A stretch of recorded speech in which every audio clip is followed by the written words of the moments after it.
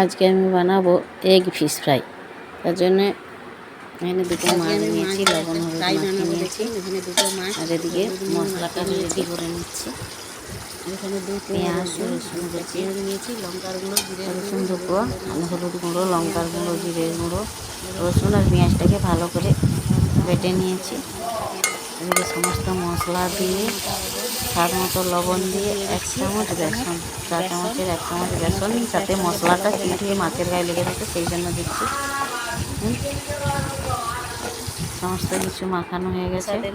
এদিকে কড়াই তেল বসিয়ে দিয়েছি, এটা সরষা তেলে ভাজছি। এখানে রেডি মাছটা কত সুন্দর মশলা দিয়ে ভালো করে লাগিয়ে নিয়েছি, গায়ে দিয়ে দিচ্ছি তেলের উপর মাছটা।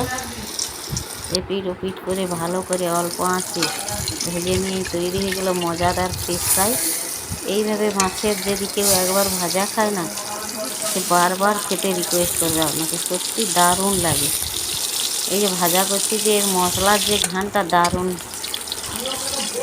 মাছটা ভাজা হয়ে গেছে, নামিয়ে নিচ্ছি। এবার তেলের উপর দিয়ে দেবো একটা ডিম।